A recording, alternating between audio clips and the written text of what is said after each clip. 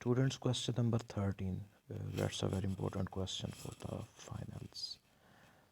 Actually, it is a short question, लेकिन बाज़ औक़ात ये होता है कि ये आपको लॉन्ग क्वेश्चन जो दो पार्ट्स में लॉन्ग क्वेश्चन आता है, यानी कि दो मीडियम साइज़ के क्वेश्चन जोड़ के एक लॉन्ग क्वेश्चन बनाते हैं, उसके दो पार्ट्स भी हो सकते हैं. Sometimes it may contain 3 parts और 4 पार्ट्स. तो उसके अंदर से ये उसके हाफ पार्ट के तौर पे आता है, और वैसे भी ज़ूलॉजी के इम्पोर्टेंट टॉपिक्स में से एक है. So the question is, what are pheromones? What are the various kinds of functions they serve in insects? तो insects pheromones पे बात करते हैं. Pheromone is a chemical. तो इस तरह का केमिकल जो एक स्पीशीज़ का मेंबर अपनी बॉडी के अंदर उसको प्रोड्यूस करता है, उसकी बॉडी से वो स्मेल की फॉर्म के अंदर इन्वायरमेंट में फैलता है, और वो उसी स्पीशीज़ के दूसरे ऑर्गेनिज़म्स के अंदर एक स्पेसिफ़िक किस्म का रिस्पॉन्स जनरेट करता है. तो ये डिपेंड करता है कि वो मेल या फीमेल कौन सा पैदा कर रहा है और किस वजह से पैदा कर रहा है. इस वजह से फिर उसकी नेचर और उसका जो रिस्पॉन्स होता है वो अलग-अलग होता है. तो ये सिर्फ इंसेक्ट्स के अंदर ही नहीं होते, ये दूसरे एनिमल्स के अंदर, even in some higher animals और इंसान के अंदर भी फेरोमोन्स बनते हैं. तो इंसेक्ट्स के अंदर मेनली जो होते हैं ये अट्रैक्शन के लिए या अवॉइडेंस के लिए या ट्रेलिंग के लिए, ख़तरे को शो करने के लिए यूज़ किए जाते हैं. This picture in front of you, इसके अंदर कुछ फेमस इंसेक्ट्स हैं और इनके फेरोमोन्स के नाम हैं. Just for the sake of information आपने इनमें से कोई भी याद नहीं करना. तो फर्स्ट इसके अंदर आते हैं सेक्स फेरोमोन्स, फर्स्ट टाइप. तो सेक्स फेरोमोन्स एक स्पीशीज़ के कुछ मेल्स या फीमेल्स इनको सेक्रीट करते हैं, और वो जो अपोजिट सेक्स के मेंबर्स हैं उनको एक स्पेसिफिक जगह पे बुलाने के लिए या उनको अट्रैक्ट करने के लिए यूज़ किए जाते हैं. इसके अलावा इनकी वजह से अपोजिट सेक्स के मेंबर्स के अंदर सेक्सुअल मैच्योरिटी भी आती है, मतलब कि ये उनमें अंडे देने की एबिलिटी पैदा हो जाती है.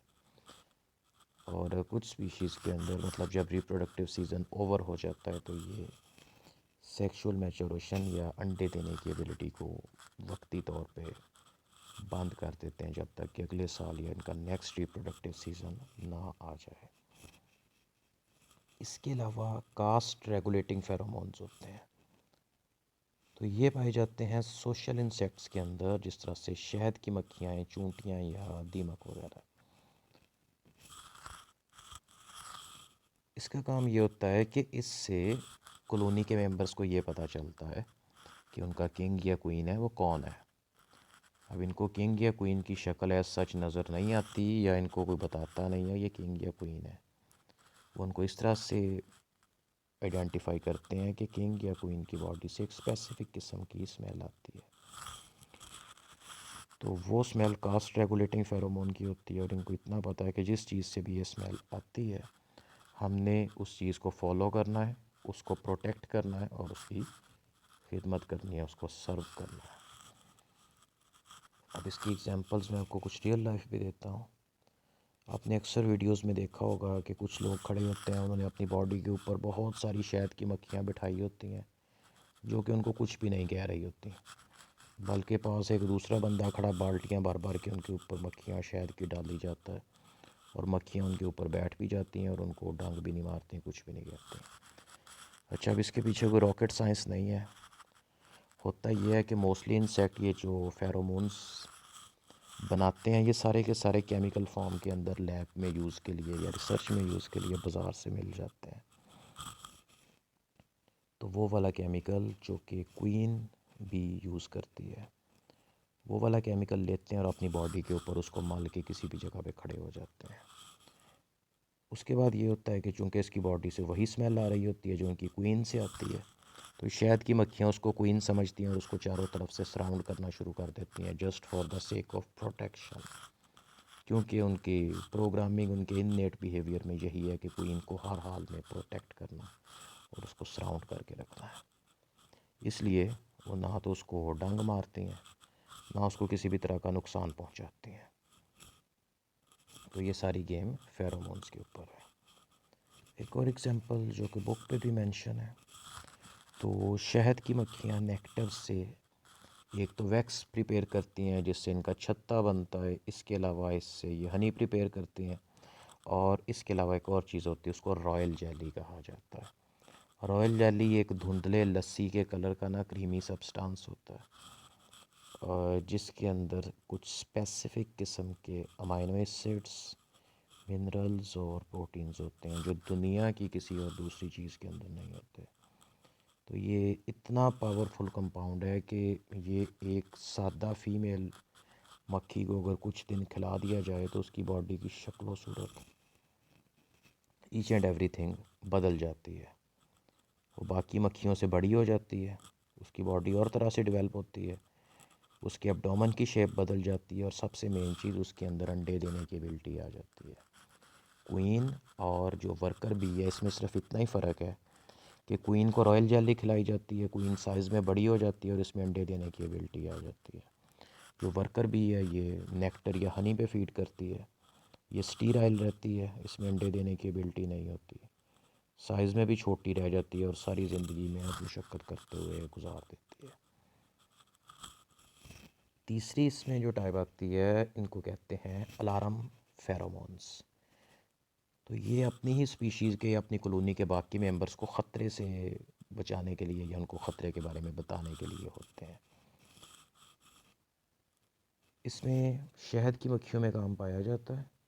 होता ये आपने बात सुनी होगी कि कहते हैं अगर किसी को शहद की मक्खी डंक मारती है तो उस जगह से फ़ौरी तौर पे आगे पीछे हो जाना चाहिए, मतलब कि वहीं पे नहीं बैठे रहना चाहिए। रीज़न इसके पीछे जो साइंटिफिक है वो ये है कि जब शहद की मक्खी आपको डंक मारती है तो वो ख़ुद इस प्रोसेस के अंदर उसकी डेथ हो जाती है। मरने से पहले पहले वो हवा में एक ऐसा केमिकल रिलीज़ करती है जिसका मतलब ये होता है कि यहाँ पे ख़तरा है, और उसके आसपास जितनी भी शहद की मक्खियाँ इधर उधर उड़ रही होती हैं वो उस केमिकल को डिटेक्ट करते ही उसके सोर्स की तरफ को चल पड़ती हैं। यानी कि अगर आपको एक मक्खी ने डंक मार लिया और आप वहाँ से उस जगह से नहीं हटे तो थोड़ी देर के अंदर ही उस एरिया में जितनी मक्खियाँ हैं वो सारी इकट्ठी हो के आएंगी और आपके ऊपर अटैक कर देंगी। इस वजह से ये अलार्म फेरोमोन से बचना चाहिए।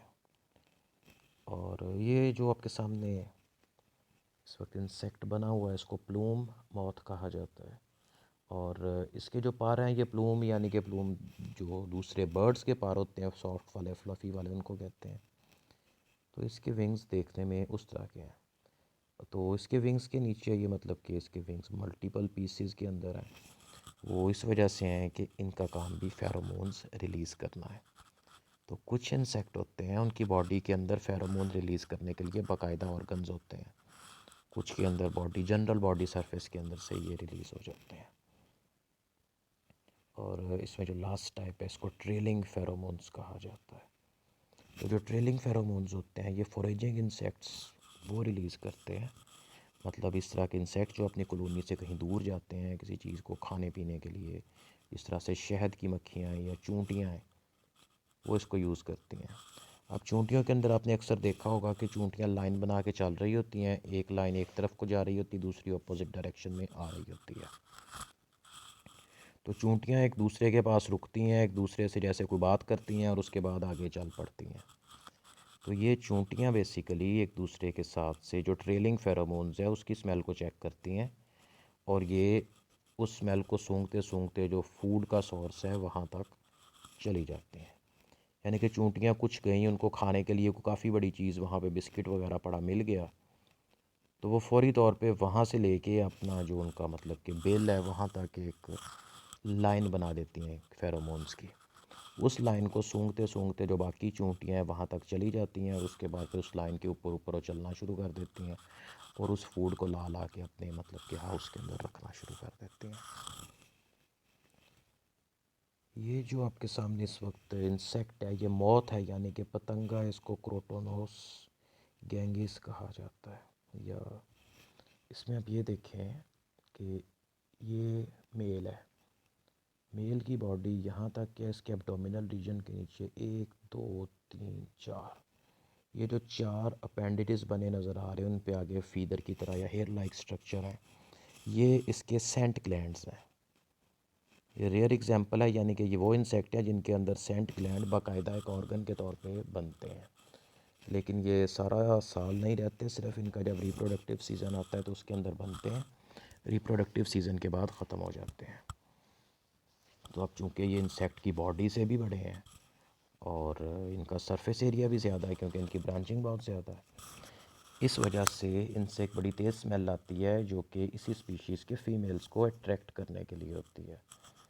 और इस तरह का जो एक मॉथ है ये पर सीज़न 0.4 मिलीग्राम तक फेरोमोन्स बना के हवा में रिलीज़ कर देता है। तो आपको ये इसलिए दिखाया है कि ये पाकिस्तान के अंदर भी पाया जाता है, तो इसको देख लिया कभी तो डर नहीं जाना कि ये पता नहीं क्या चीज़ है और ये किस तरह का इंसेक्ट है। तो ये इसकी बॉडी के लास्ट के ऊपर 4 सेंट ग्लैंड्स हैं जिससे इसके फेरोमोन्स पैदा होते हैं।